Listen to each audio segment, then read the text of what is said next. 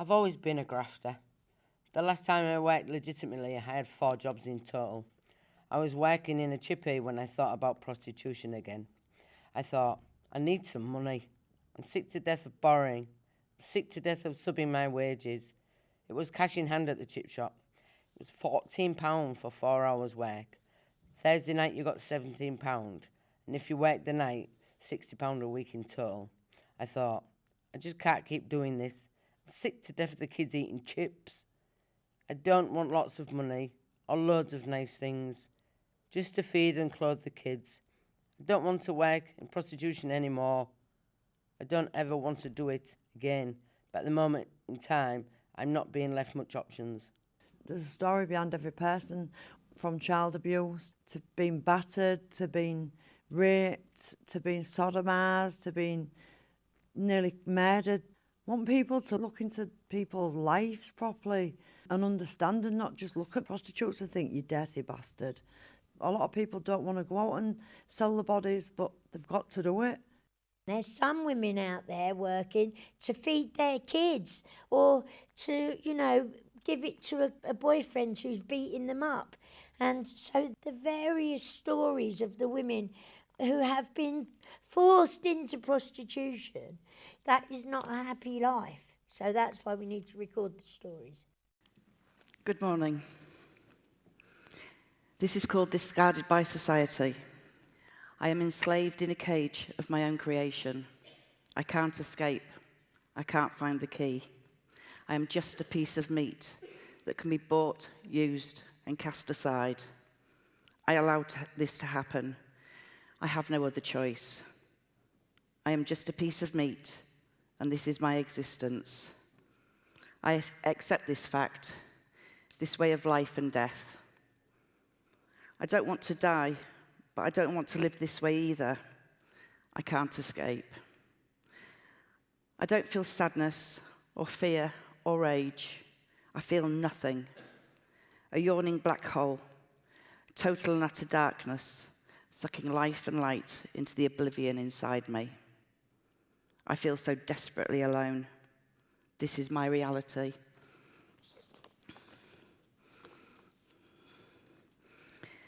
I am part of a whole-based collective of 12 women, and we recently published our book, An Untold Story, telling of our journey to the streets and back. We wanted our book to be truthful, to be honest, even if that honesty is brutal, and to also have integrity in highlighting the issues we have or are still facing. We did this in our own words, with stories, artwork, poems, photos, and quotes from recordings. We put our hearts and souls on each and every page. We as a group wanted to shine a spotlight onto what life was or is still like for us. We wanted to talk about what led each of us into prostitution, how we ended up surviving on the streets, living with the many disadvantages we faced or are still facing, like extreme poverty, domestic violence, childhood trauma, homelessness, mental health problems, and addiction. Living with any disadvantage is difficult. When those disadvantages are stacked upon each other, becoming multiple disadvantages, it can become impossible to escape them. As a group, we wanted people to know about the difficulties faced by so many women, to understand this very secretive world and see what is hidden beneath. An Untold Story originally started as a research project 4 years ago, funded by Kelly Chase. Emma, a psychologist, recorded the life experiences of 19 women who have been supported by the Lighthouse Project. 12 of us then began turning those conversations into something more public.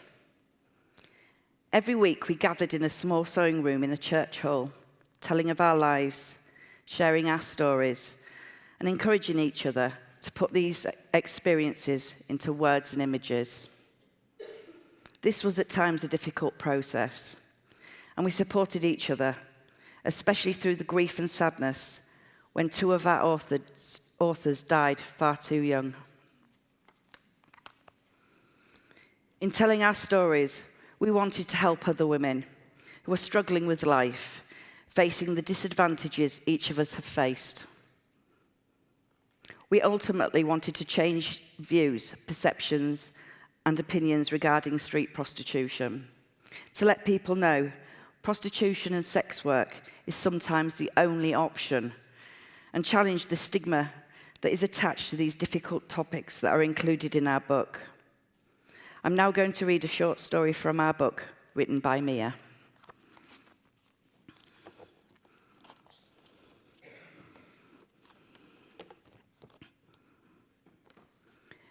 When you finally call it a day on the streets, it's the silly things that hit home.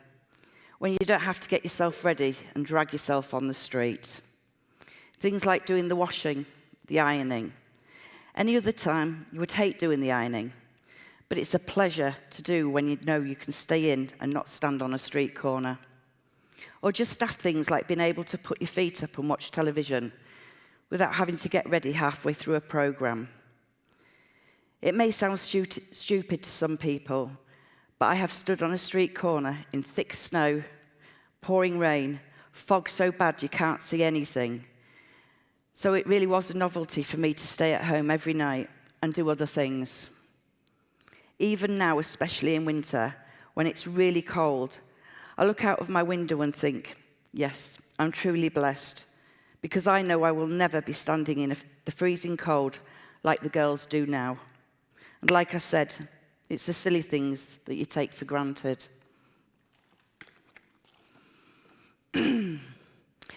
Each of us had to use a fake name to protect our identities due to the stigma attached to these issues.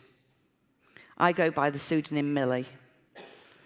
Even I sometimes can't believe that 12 women who live in the same city, who work the same streets, who have lived and survived living on those streets could not only write, publish, produce, promote such a beautiful, powerful, honest book. But this is what we ultimately achieved with incredible support, guidance, and funding. Even though our book talks openly about some difficult subjects, it is also a book about hope. An Untold Story gave each of us a sense of pride, a purpose, and the courage to tell of our lives and the difficulties each of us faced. To have others believe in what we're trying to achieve is incredibly powerful. I had to use the name Millie because of the stigma I may face. But fuck you, stigma. My real name is Amanda, and I am proud of what we have achieved. We are all proud of An Untold Story.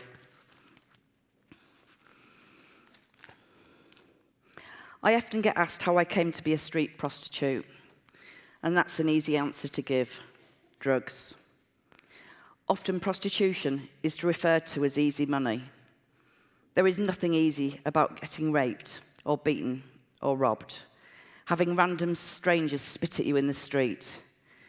There is nothing easy in the realization that society just doesn't care. I first started using drugs to push down my emotions with prescription drugs as a teenager, as a way to cope with my mum's frightening undiagnosed mental health issues. I made an incredibly stupid mistake by taking heroin, one that I regret to my core. I thought I was stronger than heroin, that I would never become an addict, that I could control it. I genuinely didn't think I would lose everything as my life spiraled out of control. I now live with the guilt and shame of failing my 3 children, my family, and myself. It is a burden I carry inside each and every day, a burden that is mine and mine alone. I've worked the streets in both Hull and South East London. The only differences are the street names. Homelessness, poverty, domestic violence, addiction and prostitution are not just a Hull problem or a London problem. This is happening in cities and towns across our country. Getting off Class A drugs was the hardest thing I've ever done. Staying off Class A drugs was even harder. It was an incredibly long, painful, drawn-out process. I've been clean for 12 years now, and for the past 10 years, I've volunteered for the Lighthouse Project, as an outreach worker in the red light district in Hull. My life has changed beyond recognition. When I do a shift, I'm reminded of what my life was like, how much of a battle it was to escape that way of life. It also reminds me never to become complacent. During our 2-hour shift, we drive a large 7-seated car along the main road where the women work. The car is large enough for women to get in, warm up, offering a safe space and a bit of privacy. This enables us to engage with the women we see, offering support, hot drinks, condoms, information, and friendship. Over the past 10 years, I have become more and more frustrated. I'm frustrated because every time I do a shift, I see women struggling with life, working the same streets I did all those years ago. They are being failed by broken systems, staff shortages, and budget cuts, without the proper support that is so desperately needed.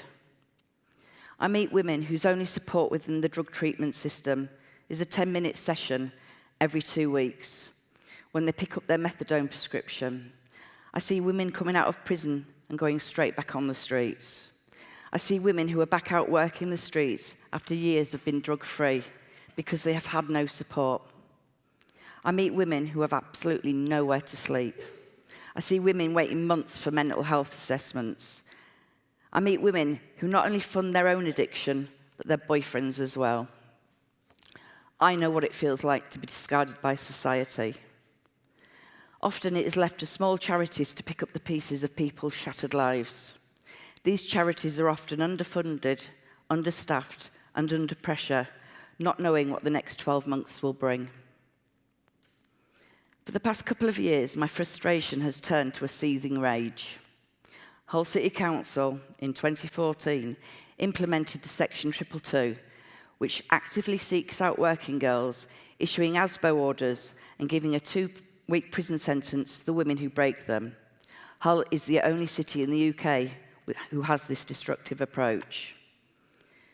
This is targeting and criminalising vulnerable women who need better access to addiction treatment, who need better support and faster access to mental health assessments and treatment, who need affordable housing, who need support because of violent relationships, who need long-term counselling after childhood trauma.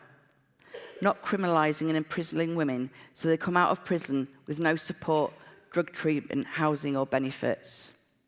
Surely there are better options than the Section 222. Options that don't criminalise vulnerable women and force them into more and more dangerous situations.